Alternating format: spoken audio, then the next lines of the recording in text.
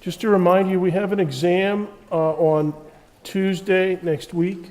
This is the last lecture with material for exam 3. And exam 3, I'll have some more comments about it at the end of lecture today. We're going to try to dismiss a few minutes early simply because the calculus class that comes in after us, they have a midterm today, so we'll try to clear out 2-3 minutes early if we can, which I think we will. Okay, your homework was to read about comets, and let's talk about comets. Chapter 13.4, this is a nice one. This is a nice little quotation because, comets are interesting, but they're a very small factor of all the things that we see astronomically. However, by understanding comets, we can understand a lot about our solar system, especially the conditions of the solar system before it really was filled with planets, when it was just a big swirling spiral of matter. The comets are probably the most primitive objects we can study, and that is why they're handy. Asteroids are pretty good too. They're preserved unchanged for billions of years in the deep freeze of the outer solar system.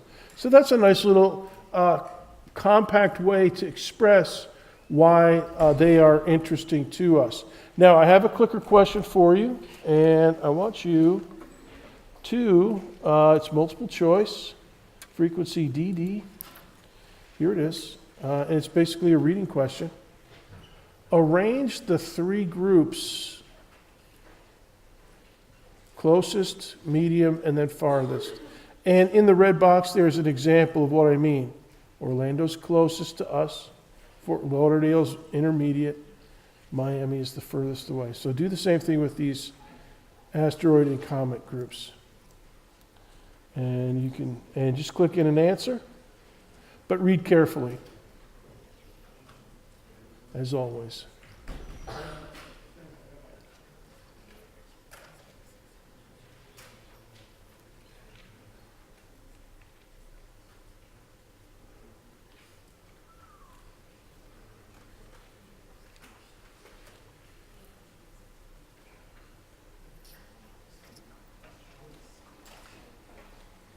Twenty seconds. Get your clicks in. Do not let me catch you napping. Although I bet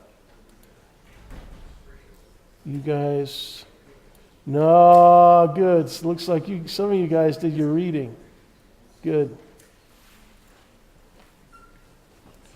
10, 9, 8, 7, 6, 5, 4, 3, 2, 1, 0. Okay, good. Yeah, the correct answer, most of you, 65% of you selected this. Look, this is a basic one. If you got this one wrong, I'll just say, you better, this is basic information. And when I write a test, as I've mentioned to you before,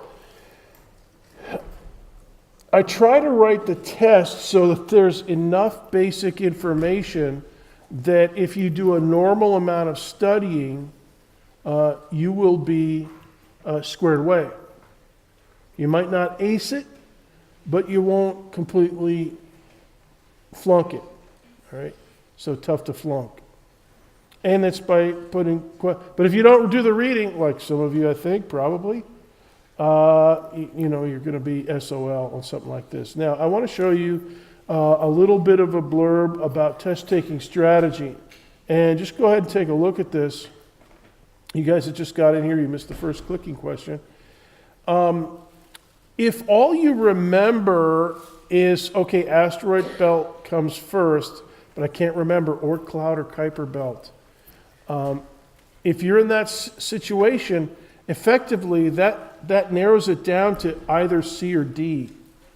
So then if you have to make a guess, that's a 50-50 chance. All right?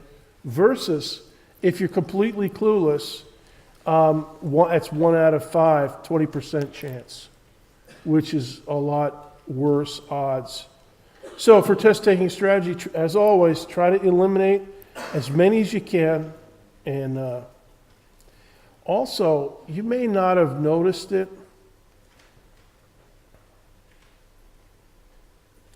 but I've actually mentioned it in class. I try not to write trick questions, right? And you may feel a question is difficult, and therefore a trick question, but usually if you get stumped on a question, I usually have something like this built in, where if you can remember at least one thing, you can either get the correct answer, or you can eliminate a couple, 3 of the other options and then make a guess.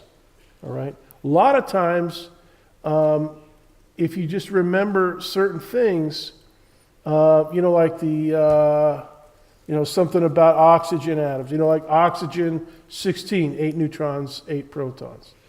Something simple like that, some basic information. And then if you think about the options, you'll be able to eliminate 1 or 2, or maybe 4 out of the 5. And if you can do that, you're in good shape. Now, why is it that we're talking about all this stuff? Well, we think that other stars form and have material like the material that we see in the Kuiper Belt. All right, now these are some images. These are from your textbook. The first one over here, 2 images for HD 141943. The one on the left is an infrared false color image of their observation. And the one on the right, for HD 141943, that's the kind of the computer simulation that they think, if they could see it in the visible light, that it would look something like that. So they think it's kind of it's a disk, but it's kind of tilted and kind of shifted so that it's not, you're not looking right straight down at it, and you're not looking right at the edge of it. You kind of a little bit of perspective. And the same thing over here, HD 191089.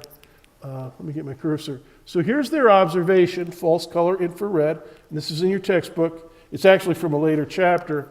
And this is what their simulations indicate it probably looks like if we were close enough to actually see it.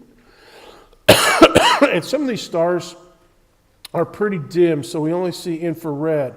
But if we could get in a spaceship and get a little closer, we think it would look a little bit like those guys.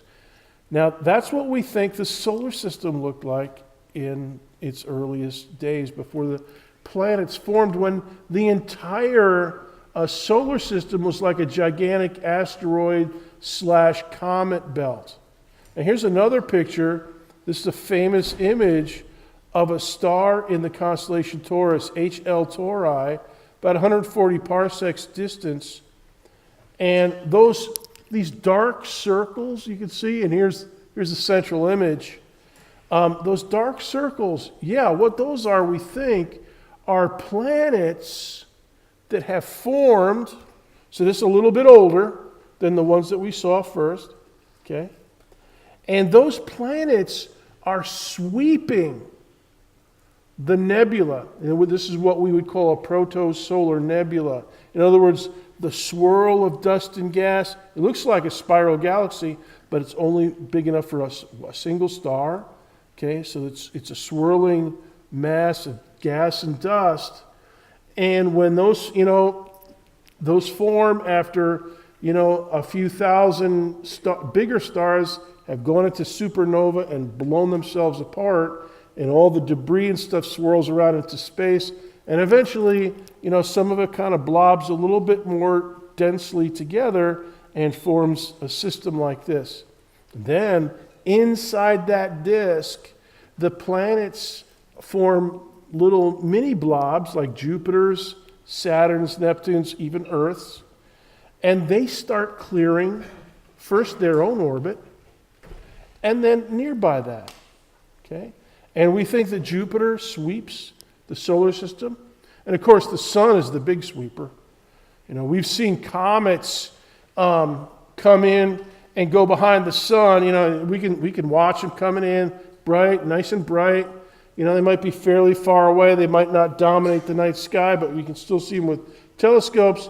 And we follow them, and they go behind the sun, and they're at perihelion, and they're supposed to be coming out the other side and head back out to aphelion, but they don't. The sun got them. We've seen that. Okay, so the sun will gobble up stuff, because as that comet was going in past Jupiter, it might have got a little bit of a nudge to the left or the right, and then kept going in. But that little nudge at out at the orbit of Jupiter might have been just enough to cause it not to circle around the sun and go back out for another lap, but to go into the sun around on the backside near perihelion. So the sun will sweep, Jupiter will, Earth sweeps. We've got craters here on Earth. The moon is full of craters, so the moon is actually sweeping, and so you can see, I don't know, let's see, 1, 2, 3, 4, 5, 6. You see 6 lanes that are being swept.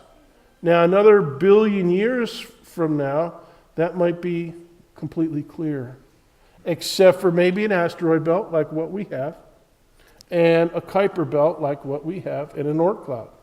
So let's talk about the Kuiper Belt.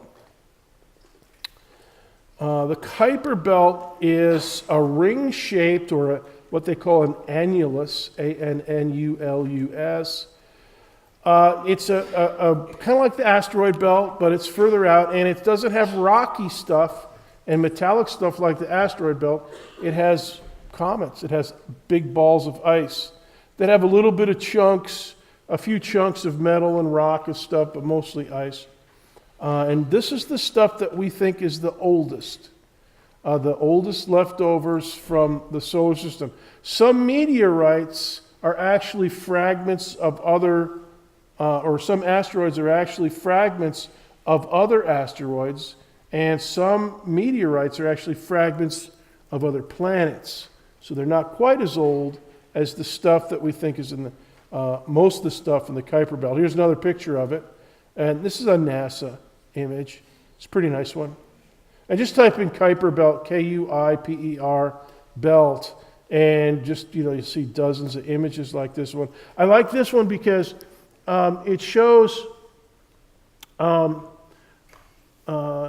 Jupiter is in here. The smallest white circle is down in here. That's Jupiter. Saturn, Uranus, Neptune, and then this yellow one here is Pluto. All right, and then past Neptune and Pluto is the Kuiper Belt. Now, as I've mentioned before, and as the textbook has mentioned before, they make the Kuiper Belt and the asteroid belt, and they're going to make the Oort Cloud look as if it's filled with little white dots, and that it's like you're going to get pelted with comets, in this case, as you fly through the Kuiper Belt. It is not like that. They make them look bigger than they are. They break the scale so that you can actually see where we think the Kuiper Belt is. Trillions of comets out there, we think. Here's another picture. This one shows Pluto's orbit in red. Neptune is kind of where we think the Kuiper Belt starts, and it goes out about 55 astronomical units at its outer edge. So it's a lot like the asteroid belt for structure. It's a belt, and we think it's fairly well defined. And we've actually seen stuff in the Kuiper Belt. Matter of fact, Pluto we consider to be a Kuiper Belt object. Now, the theory of it was developed by an astronomer named Gerard Kuiper back in the 1950s. And he based his theory on having observed and thought about the orbits of a lot of comets that came in flat.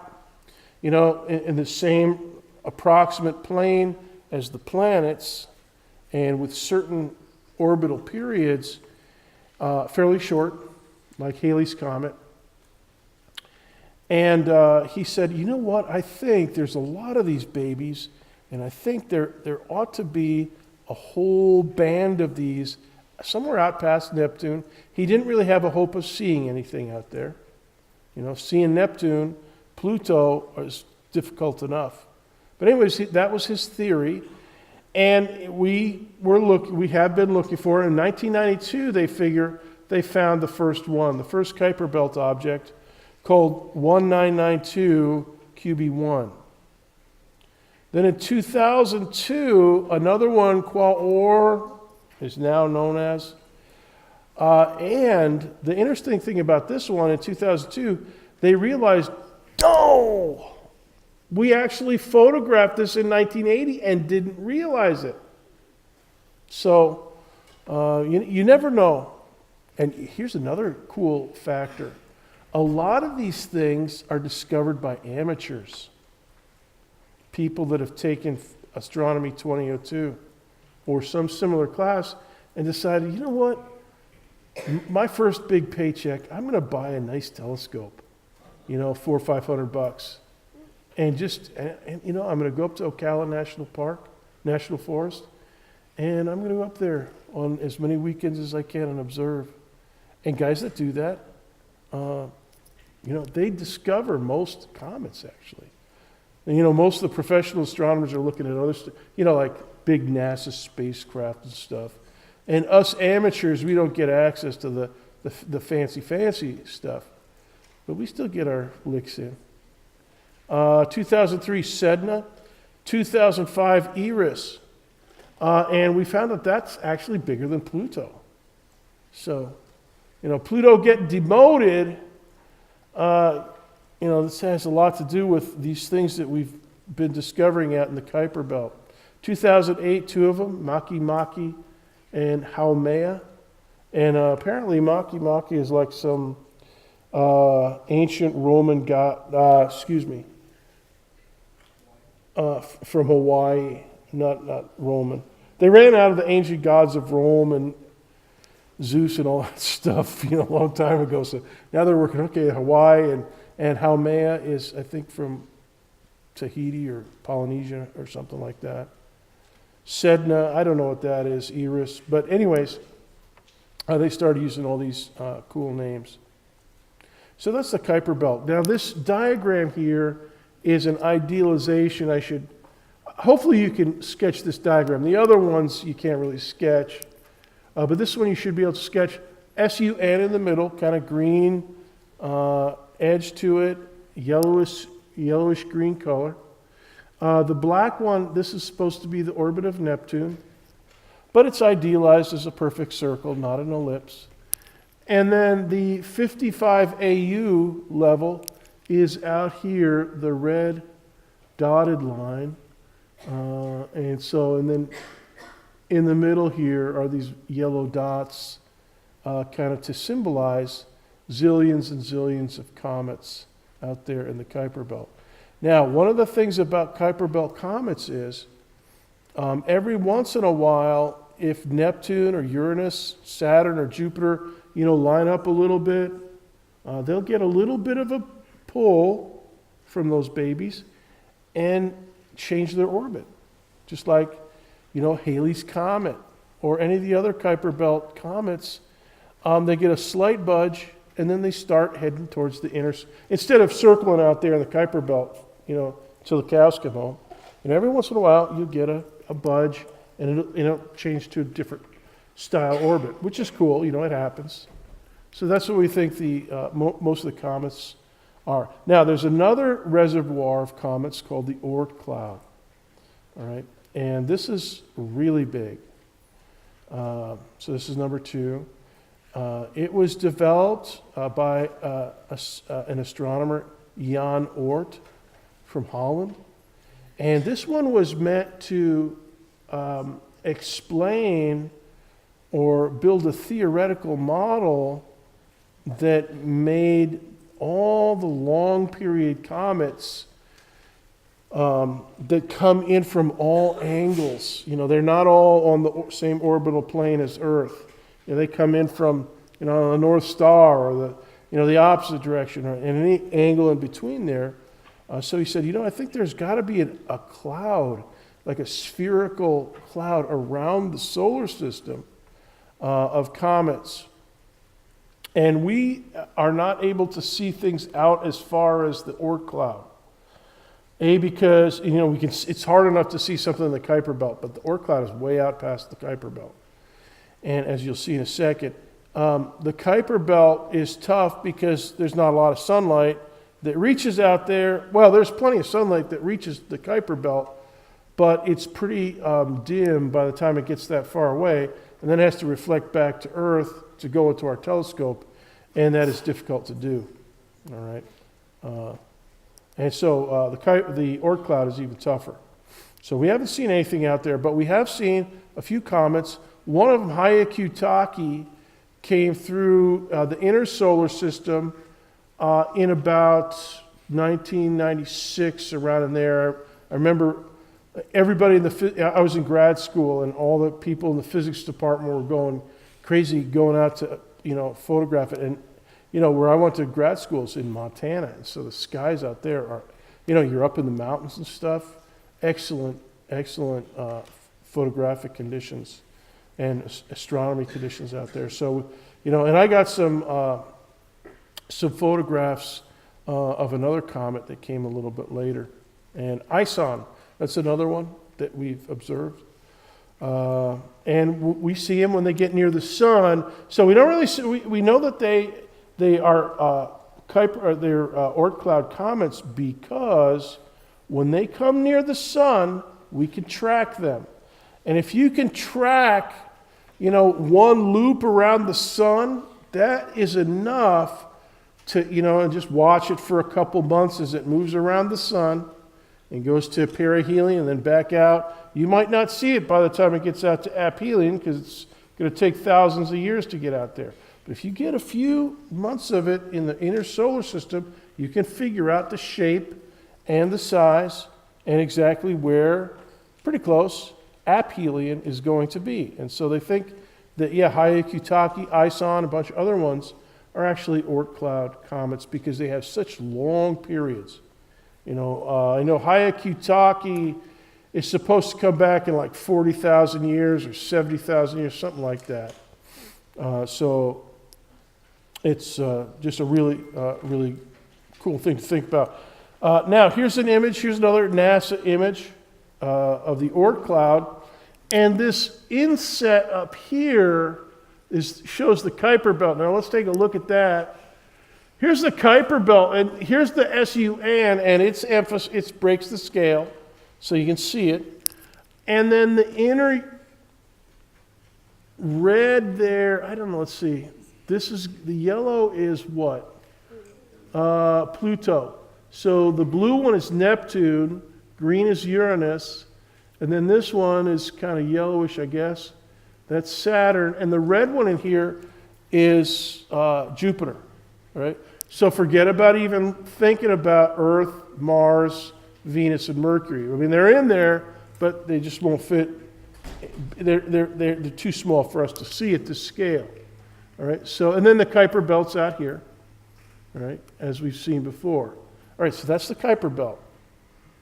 Now, all of that is smushed down into this little teeny blue blob right there. Oh my goodness. Now, we can't even hardly see things in the Kuiper Belt. Look how big the Oort Cloud is. But we're going to try. We're going to keep our eyes open. Infrared, you might be able to see stuff, but very weak. You'd have to have a really good infrared, probably something orbiting Earth, up in space above the atmosphere. But we're going to try to see it. And here's another pull quote from chapter 13:4. Oort suggested that the new comets we were seeing were examples of objects orbiting the sun near the edge of its sphere of influence. All right, the last things that interact gravitationally with the SUN are these Oort Cloud comets. Any further out, and they're probably going to be interacting with Alpha Centauri or something else, Sirius. All right? The last examples of objects orbiting the sun near the edge of its sphere of influence, whose orbits had been disturbed by nearby stars. So we think the Kuiper Belt comets get budged out of that circular racetrack by the inner planets, Neptune, Uranus, Saturn, and Jupiter, and the SUN. If they get a little bit of alignment. But they think the Oort Cloud gets budged out by nearby stars. Right? And the stars are streaming. We know that stars are streaming past ours. They're so far away. They're moving fast, but they're so far away, it does take thousands and thousands of years to even move appreciably compared to the distance. Question? Why does it look like Oort Cloud has two circles? They think it has a structure like that. It's pretty complex. They think. But no, we've not seen anything out there except that it comes into the inner solar system where we can see it. But we can't really see, we can't even get a space, it's going to take hundreds of years for Voyager and stuff to get out there. But that's what they think. And the reason for that is angular momentum state of the solar system. That's what brings a lot of that structure out. So it's pretty complex. Plus the magnetic field of the sun and just a lot of other stuff. So, question here. Yeah, is the model for the Oort Cloud, are the specs to scale? This is to scale. Now, and here's another thing. It puts the Kuiper Belt to scale. The Kuiper Belt's this little blue, a little blue smudge down here. So that's their attempt at making it to scale. Now the thing that they didn't put in here, which they might have been able to, is put in Alpha Centauri. Because on the scale of the Oort Cloud, Alpha Centauri is not that far away. The Oort Cloud goes a decent fraction of the distance to the nearest star, which is Alpha Centauri C. All right, so, in fact, that'd be kind of cool to make an image of the Oort Cloud and a little blue blip in the middle for the Kuiper Belt, and then Alpha Centauri C, like in the upper corner or something like that. That might be interesting to do. So, a question over here, yeah. Is it like a disc, like the other belt? No, it's spherical. Yeah, but it's got structure because the spin states. If you've ever had chemistry, you know what those look like? They look like atomic orbitals. I'll let you think about that. All right, so, and I wish I could spend more time on comets and asteroids. There's just, the thing that I like about them, comets, is anybody can observe them. Asteroids too. Meteorites, anybody can find one. And you don't have to have a fancy NASA spacecraft. But doing this, studying these, you can find a lot about the history of the solar system and figure out a lot of good stuff. So it's definitely worth studying. All right, now part of the study of comets, asteroids, meteorites, everything is isotope ratios. Now, we did some isotope ratio calculations. Get your calculator out. I hope you brought it today. Use your cell phone if you haven't got it. Definitely bring your calculator to exam 3. You won't be able to use your cell phone. We're going to do some isotope ratio calculations just to reinforce what we did on Tuesday. But I'm going to use a real meteorite. All right? So this is Kalahari 008, discovered down in South Africa by the Kalahari Desert. Sand dune by in the Kalahari Desert. And this is number 8. And it's a few kilograms. I'd say it's maybe about the size of a couple grapefruit, it's kind of oblong. You can see down here that, see this fresh area? They sliced off a little piece of it so that they could send it to the lab for analysis. That's this, all right? This is the slice. And you can see it looks like granite, but it's not granite. It's actually a lunar, it's a chip off the old block from the moon. And why do we know that? The isotope ratios, among other things. So let's review. Oxygen isotope calculations. You need oxygen 18 SMOW and you need oxygen 17 SMOW. Go ahead and write them both down. If you haven't already got them, you're going to need them in a minute. 2005.20 for oxygen 18. That's parts per million of the heavy oxygen 18 atom. So out of every million oxygens in the oceans of Earth, about 2005.20 are oxygen 18s. And then approximately 380 of those million are oxygen 17s.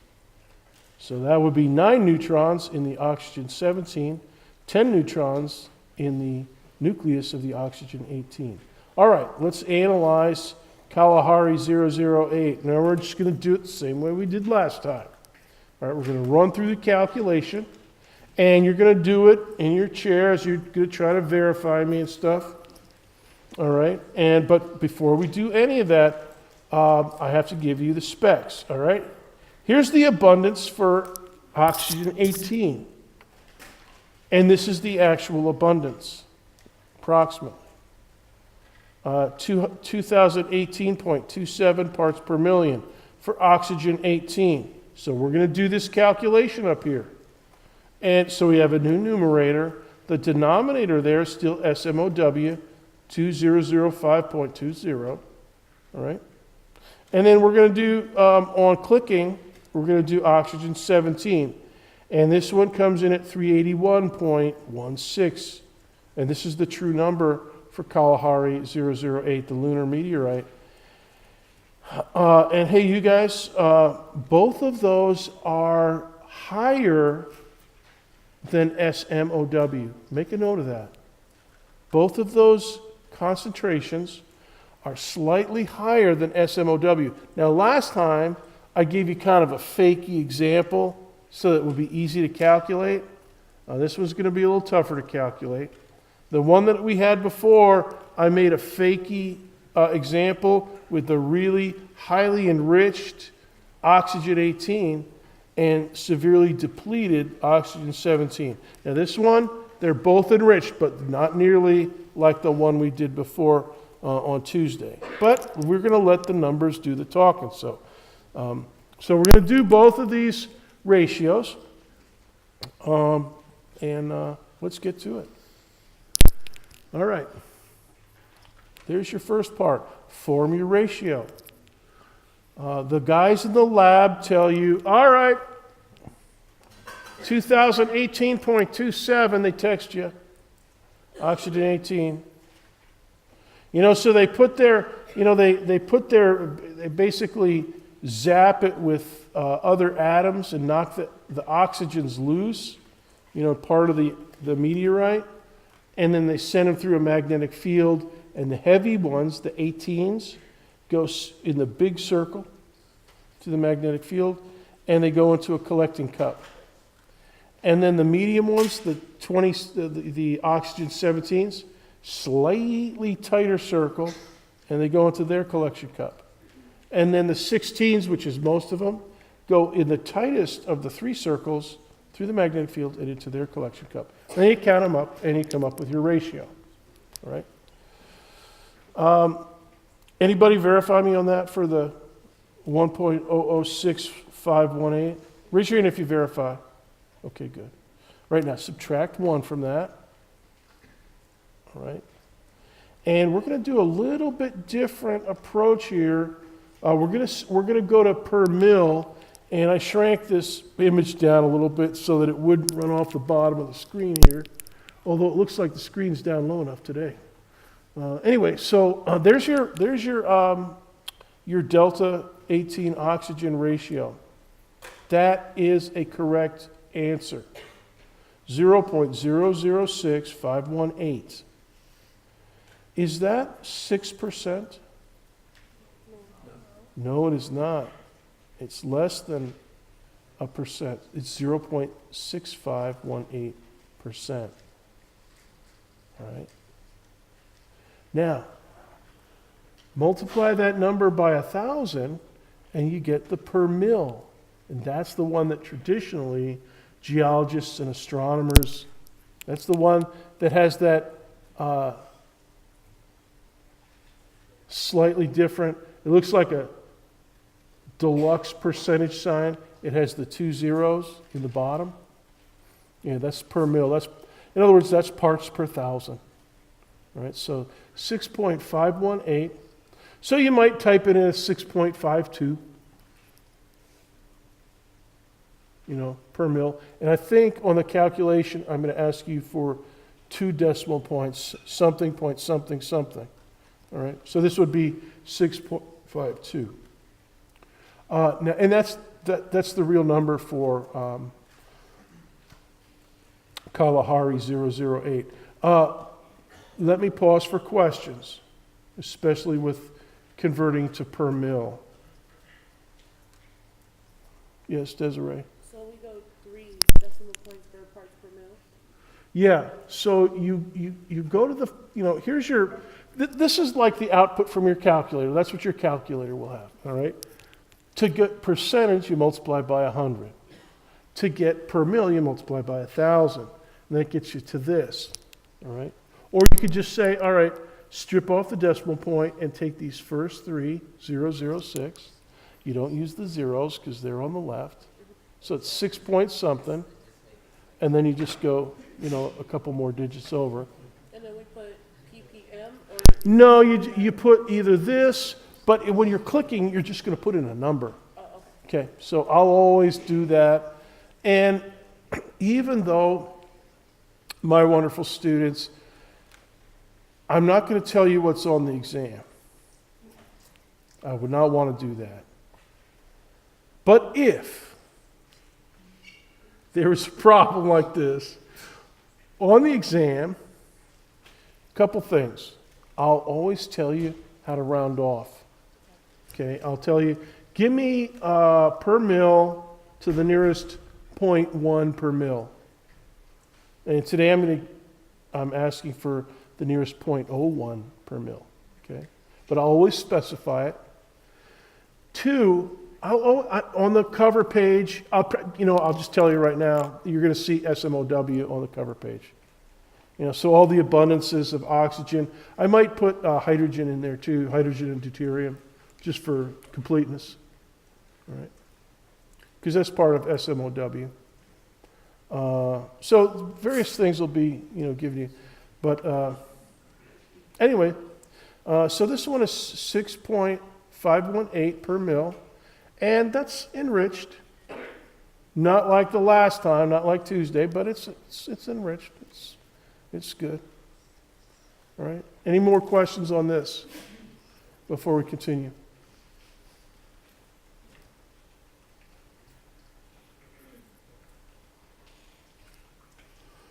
Yes.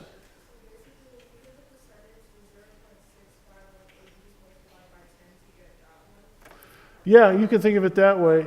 From here to here, multiply by 100, multiply by another 10, and you get to there. Or to go from here, this is your calculator right here, 0.006518, all right? Multiply by 1,000, zing, right down to this. And then, maybe round it off to whatever I ask you, So on the clicker questions coming up, I'm going to ask you for the nearest 2 decimal points. So something point something something per mil. So this one will go in as 6.52.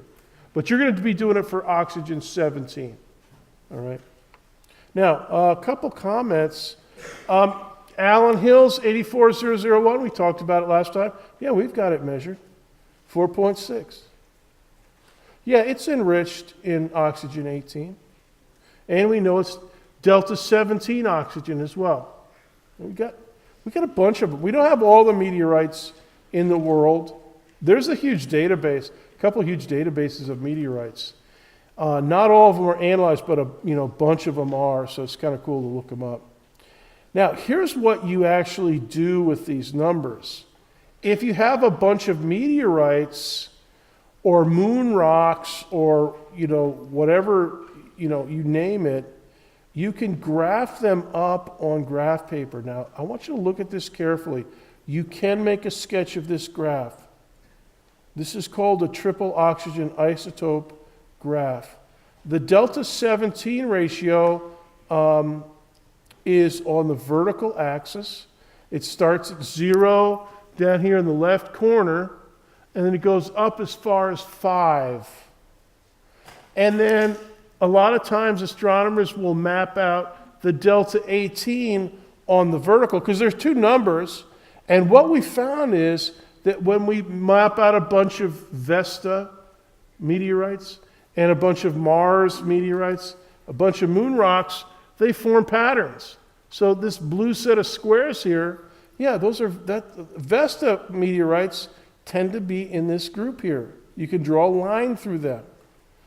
And the reason that they're not all the exact same ratio is because some chunks of rock will lose more oxygen 18 or oxygen 17, depending on the size. And the same thing here, rocks, so a piece of basalt from the Columbia Plateau would be somewhere on this line. Moon rocks would be somewhere on this line here.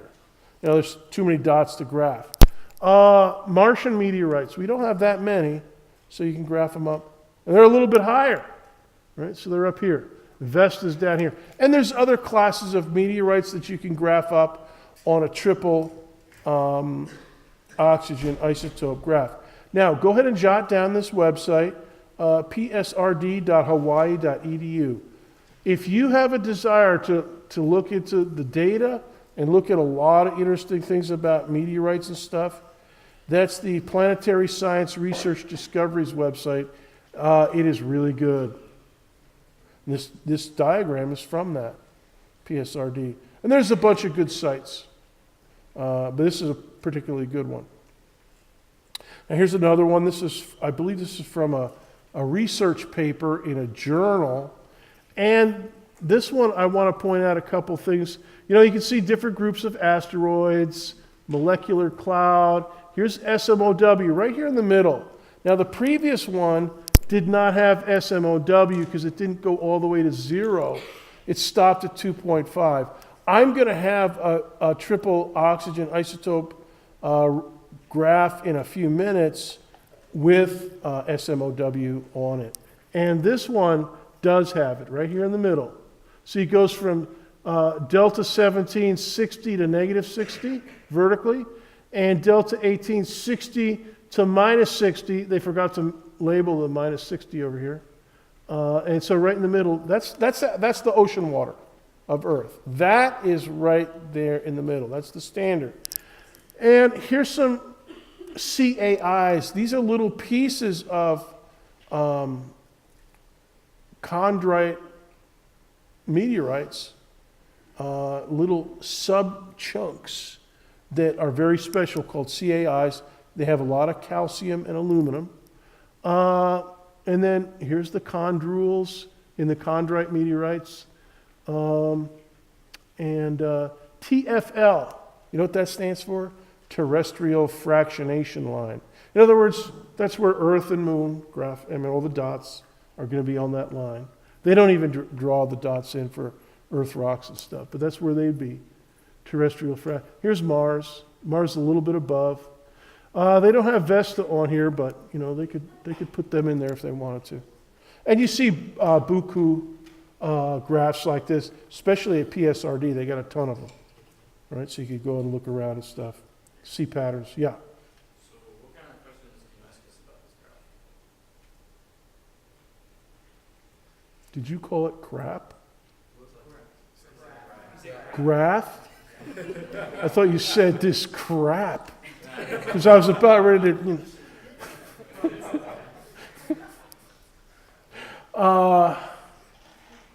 That's a good question.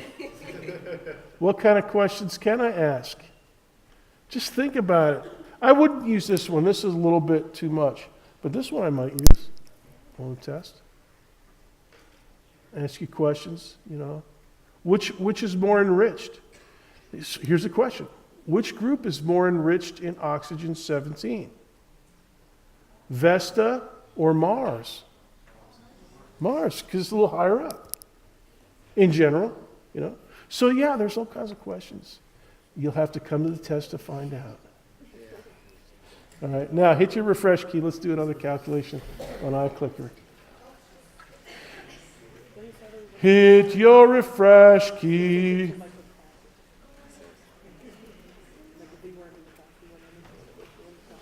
Asia. Hit your refresh key. Robert, everybody hit your refresh key because we're going to do a numeric question. Let me close this. Here it is. Delta 17 oxygen ratio for Kalahari 008. And there's the lab result that I already talked about. And you already have 379.9 for SMOW. So go ahead and calculate that. Question in the blue shirt. I was asking one of the percent. I just realized that's what you want. Yeah, you do want it in the percentage, right? Yeah, we want per mil, the nearest 0.01. So 2 digits, 2 decimal points of per mil. All right. So go ahead and consult with your neighbor and, you know, and use your calculator. Be doubly sure to bring a regular calculator, not your cell phone, because you won't be able to use your cell phone on the test. But just bring a regular calculator. If you have to do this on the test longhand, you're going to have to really be careful. No, just type in the number. So something point something something. And hey, you guys, it's going to be positive. Last time we had a depleted example. This one's enriched, so it's going to be positive. Question?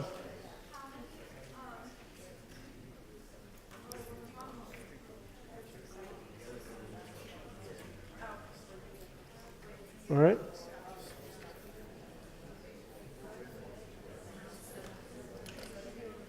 So this one's going to be something point something something. If you do it right.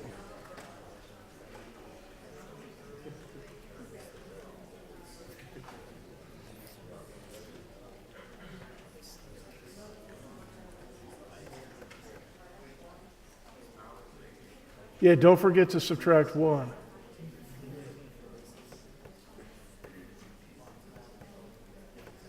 Good. I'd love to see you guys working together and interacting. Because it means that you're learning, you're thinking. In other words, I got you right where I want you.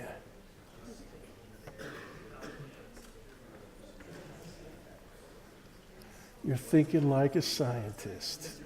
Dr. B. Why don't they put like a device on Hayakutake? and then like just have it stay on that planet when it comes back all around? You know, that's a great idea. Land something on the. Yeah, and then like. You know, the problem with that is they could probably do it because they've crashed things into comets before. Right. They've flown near them and they've crashed stuff. And I think they landed something on one of them. But they should do it for one of the long period ones, definitely. Right. The problem with that is it's hard to know when they're going to come up. So you'd have to move really fast. But if you could get it out there, then yeah, you'd be able to get a grand tour, you know. Or you can just have it there on standby. Yeah, put it up in space and have it ready to go at a moment's notice. Yeah, Exactly. yeah, that's not a bad idea. I bet NASA's probably working. Some guy with like really thick glasses and a pocket protector. He's probably, oh yeah, I got that all figured out. Yeah, here. You know, he's probably got 16 different picture graphs and diagrams and stuff. All right, you guys ready? 30 seconds.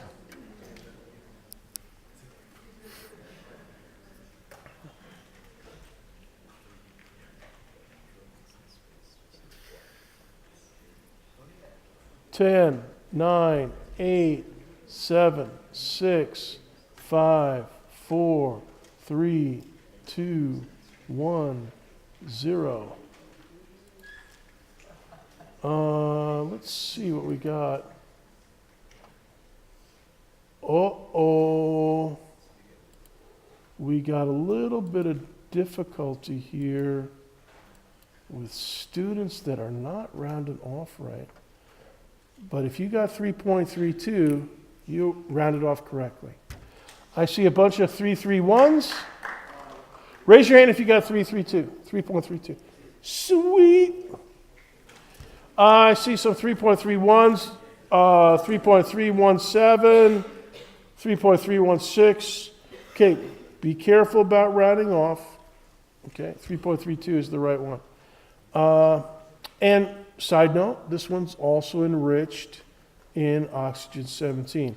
Now, I want to go through some real data with you now, a whole table of it. All right? And I don't want you to jot down this whole table now, but you can at least set it up and then go to YouTube and fill it out. Fill out a couple of them. We have the object name on the left, then the delta 18 oxygen ratio, and then the third column, delta 17 oxygen, and then in the fourth column, the class of meteorite. These are all meteorites, except for McKeegan. McKeegan's down the bottom. Right? That's the mystery guest. And so we got 3 Vestas. We have 3 meteorites from Vesta. And then we have 3 C-types, CM2s. That's a subclass of the C meteorites. We got 3 Martians, meteorites, and 3 lunar meteorites. All right? And you can look all these things up on the internet. It works out pretty good. Now, jot down the first couple on top, and then definitely jot down McKeegan at the bottom, and then leave a little bit of room for the other stuff for later. Okay? And notice on this one that the numbers for delta 18 and most of the delta 17s are positive. All right, so, and what I'm going to do is show you how these data graph up. Now, this is a graph that I made, and it's a graph that I might put on the exam, on the cover page. You know, a little bit of SMOW, and maybe this graph, okay? Now, I'm going to slide to the next image. All right, so if you don't have all this table, if you have one line and the McKeegan, that should be enough. All right, you can go back to YouTube and get the rest. All right, now here's how they graph up. Let's take a look at this. The blue line here, that's Vesta. It's a upside down triangle, a V shape for Vesta. And then the red ones, yeah, that's the Martian meteorites.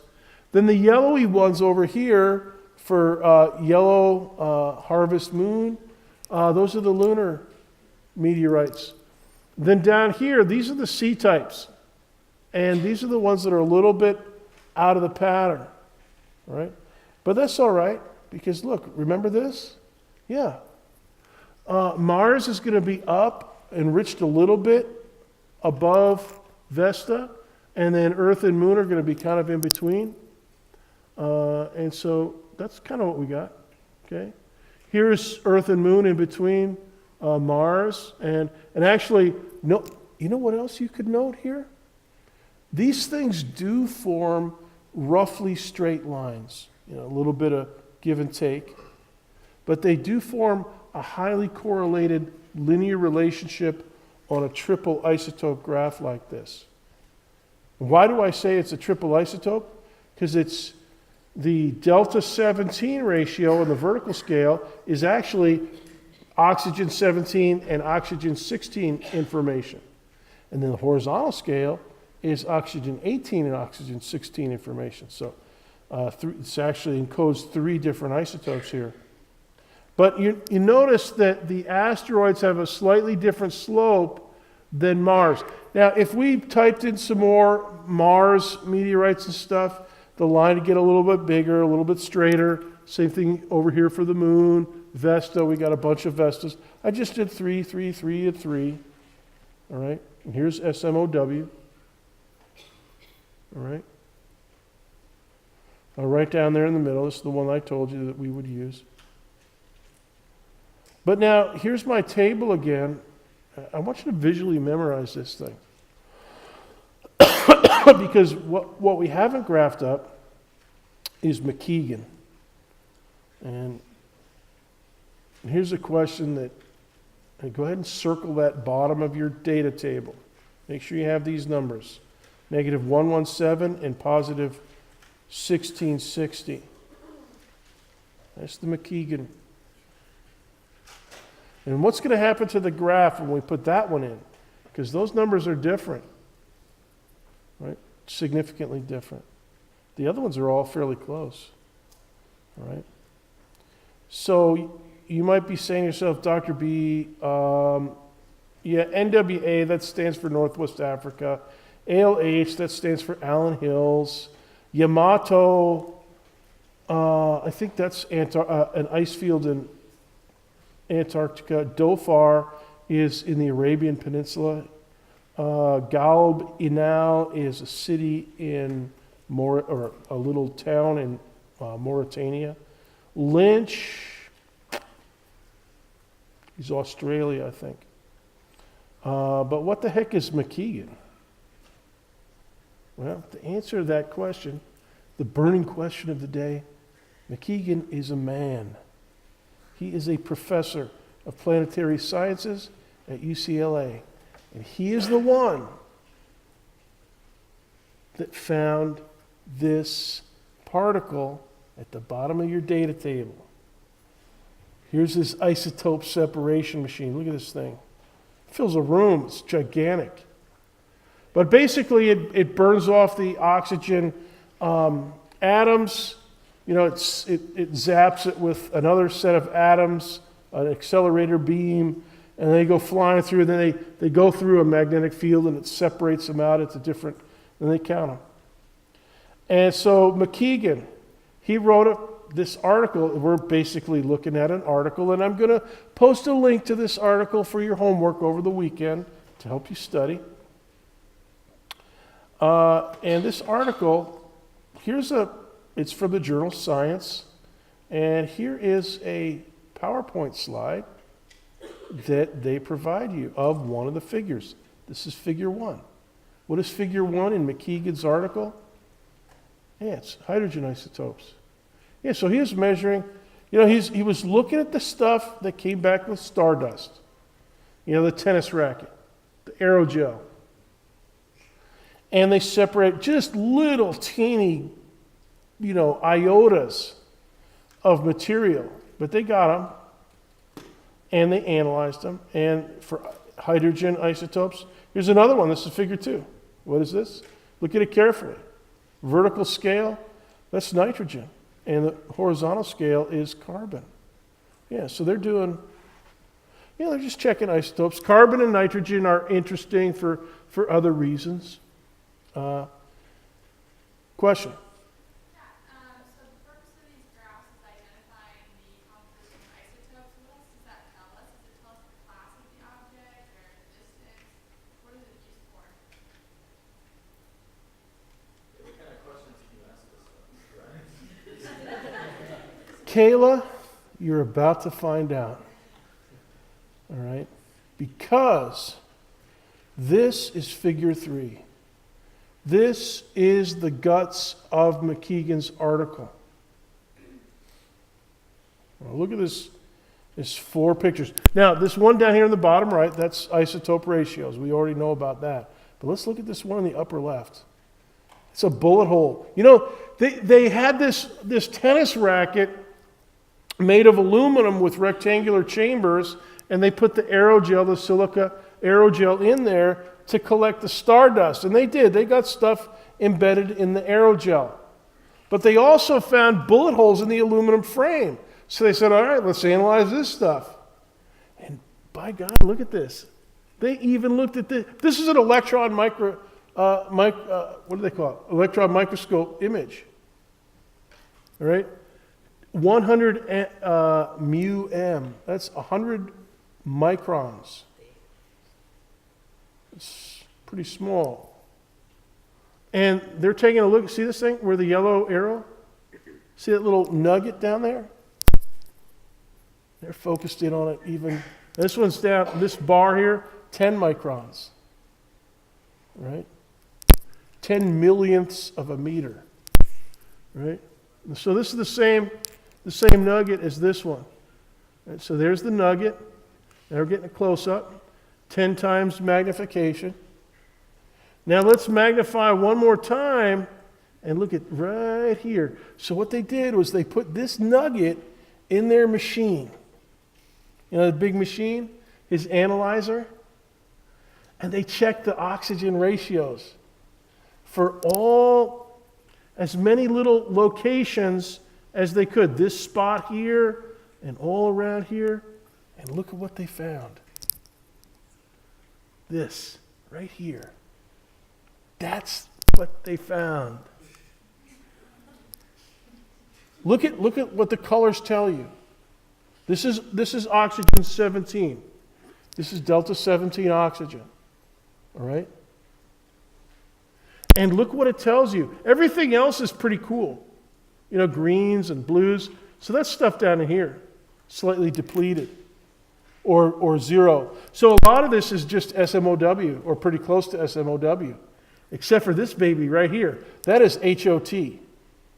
That is loaded with oxygen 17.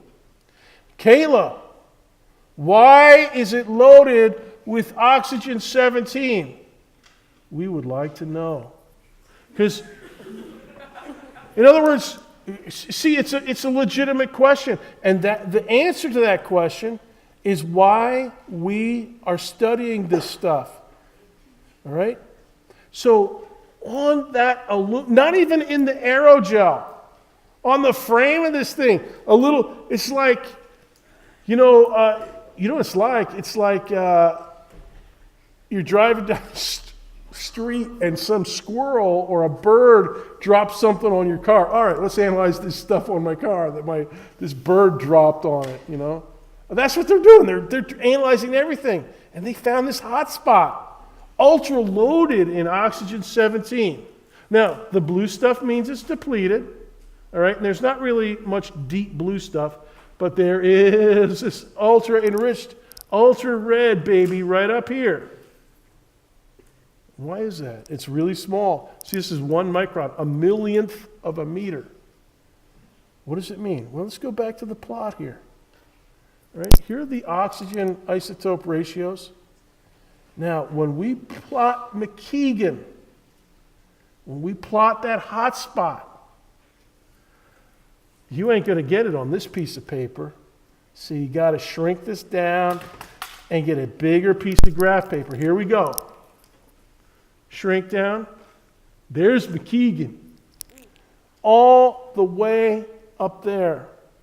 And here's all the stuff from the first graph. This isn't it. This isn't the first graph. I mean, I've shrunk this graph. It's over here just for a memory. This is just to remind you of what this is where all those points are. They're all smushed together down here. This is like the Kuiper Belt for size compared to the Oort Cloud. All right? It's just, so this is McKeegan out here. And what is it? This is what it means. It means, this is a quote. This is a pull quote from his article. And I'll post a link to this article. You can verify it. This isotopic composition up there way in the northwest, depleted in oxygen 18, but loaded in oxygen 17, what it tells you is that something about the source, which is a thermonuclear reaction in the heart of a red giant star. And that's what this paragraph tells you. This isotopic composition is typical for presolar oxide and silicate grains belonging to group 1. Now, group 1 is a reference to one of the other parts of their article. It is thought, presolar grains thought to originate in red giant or asymptotic giant branch stars. We really are looking at stardust. It wasn't made in the SUN. It was made in a red giant star that when it's a supernova and detonated. And by the way, my wonderful students, I didn't mention this to the morning class, but I'll mention it to you. I was thinking about it on the way over here. You know, we have all this nuclear proliferation stuff that everybody's, Iran and North Korea and stuff. Did you know that they can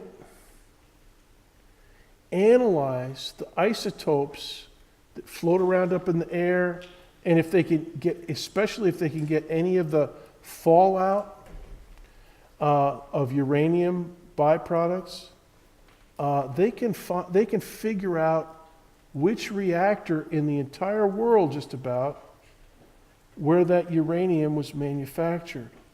So if the North Koreans got their uranium, their enriched uranium, from the Russians or from the Chinese or from Germany, they'll know because they can analyze the isotope ratios to this degree. And they'll see, they even know, like we've got some gigantic reactors here in the United States that all they do is make nuclear weapons grade material.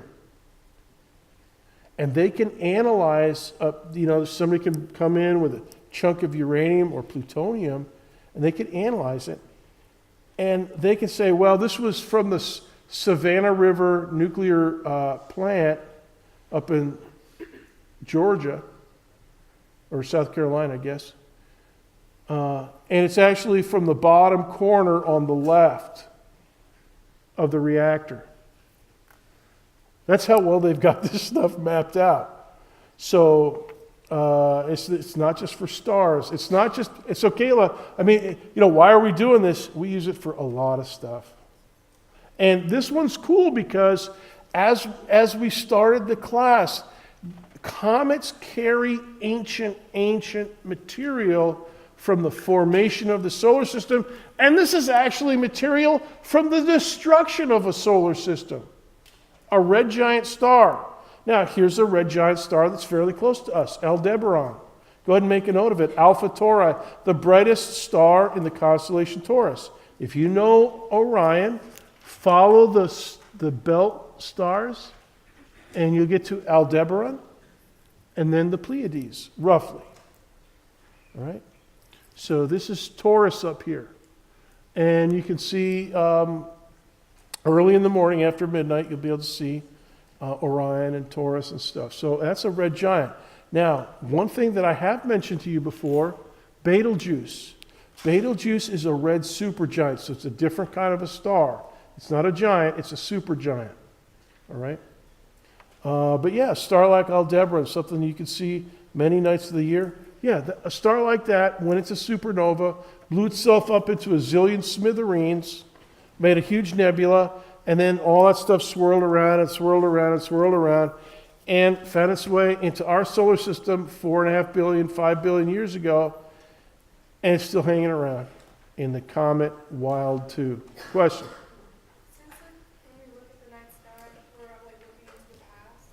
Could Yeah. this speck of a red giant star be possibly one of these? And used to No, look at? it cannot. The question was, the hot spot, the presolar grain that we just looked at, McKeegan, could that be from Aldebaran? The answer is no, because the red giant star that gave us McKeegan blew up 4.5, 5 billion years ago or more. All right, so that thing's only a few hundred light years away. So that one's still going concern. But whatever it was that did send us that, was a little bit like Aldebaran, we think.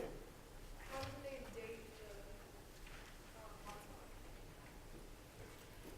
How did they date it? By studying thermonuclear reaction or modeling thermonuclear reactions in the center of red giant stars. And here's something that I'll mention to you guys. A lot of the reasons that we know that these kind of oxygen isotope reactions happen in stars is because a lot of the guys that worked on the Manhattan Project and work on nuclear weapons to this day, their sideline is figuring out stars because it's the same kind of nuclear reaction. All right? A lot of the simulations for this, like for supernova detonations, they do them up at Oak Ridge and Los Alamos and out at Livermore, California. And it's all the bomb guys. That's, when they want to retire from making weapons, this is what they go into when they want to sleep at night.